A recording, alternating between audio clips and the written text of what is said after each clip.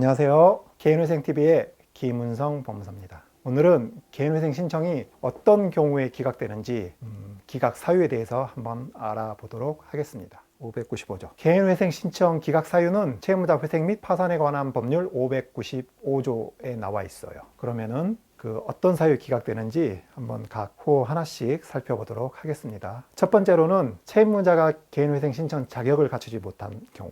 실무상으로는 이 사유로 기각당하는 경우는 거의 없어요. 각 사무실에서 이 사유는 많이 검토해 주고 있기 때문이죠. 예를 들어서 신청 자격은 일정한 소득이 있을 것, 채무가 5억 이하일 것, 담보분은 10억 이하일 것, 그리고 청산 가치를 보장할 것. 이런 요건은 대부분 다 검토가 되기 때문에 특별히 문제가 되지 않아요. 그런데 채무와 관련해서 신청 당시에는 5억이 안 됐지만 그 심사하는 과정에서 이자가 불어나서 5억이 넘는 경우, 이런 경우에도 기각이 될 수 있어요. 그리고 다른 경우에는 특별히 문제가 없습니다. 두 번째 사유는 채권을 누락하거나 아니면 허위 서류를 제출하는 경우, 그리고 법원이 정한 기간을 준수하지 않은 경우 기각당할 수 있어요. 재산 누락이 문제되는 것은 개별적으로 빌려준 채권이라든지 임대차 보증금, 매출채권, 해약환급금, 예금 이런 자료들을 제출하지 않은 경우죠. 이런 자료들을 기재하지 않은 경우죠. 그리고 허위 서류 제출하는 것이 문제가 되는 경우가 있어요. 어떤 경우냐면은 개인회생 신청을 하기 위해서는 소득이 있어야 돼요. 소득이 있으려면 직장이 있어야겠죠?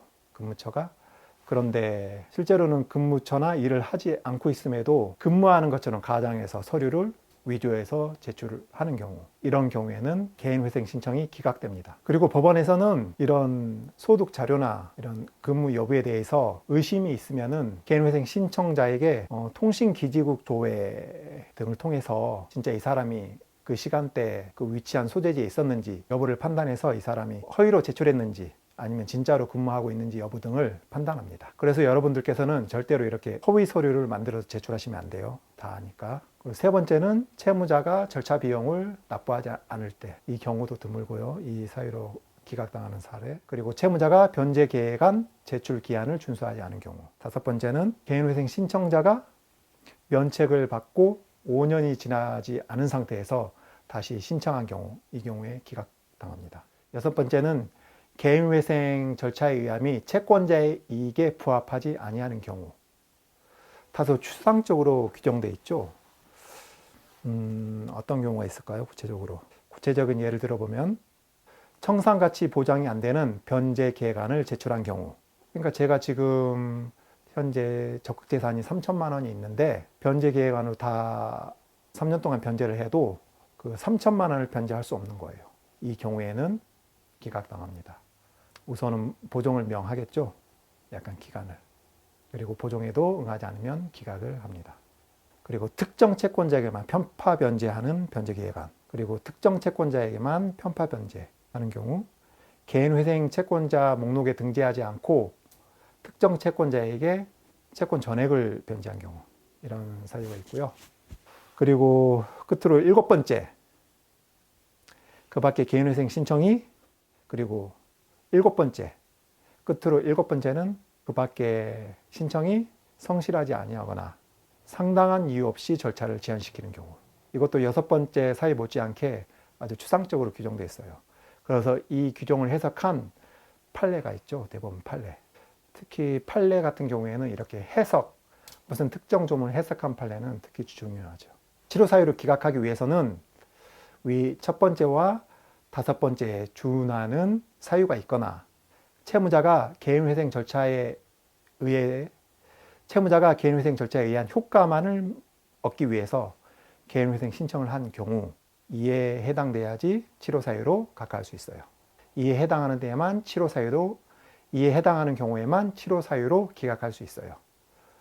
구체적인 예를 보면 실무상으로는 돈을 빌려서 도박에 탕진하거나 아니면 스포츠 토토를 하거나 최근에 불거진 가상화폐에 투자를 하거나 이렇게 사용한 경우에는, 그래서 실무상으로는 돈을 빌려서 도박을 하거나 스포츠 토토를 하거나 그다음에 최근에 불거진 가상화폐에 투자를 하거나 이렇게 해서 손해를 봐서 채무를 이렇게 사용한 경우에는 치료 사유로 기각당할 수 있어요.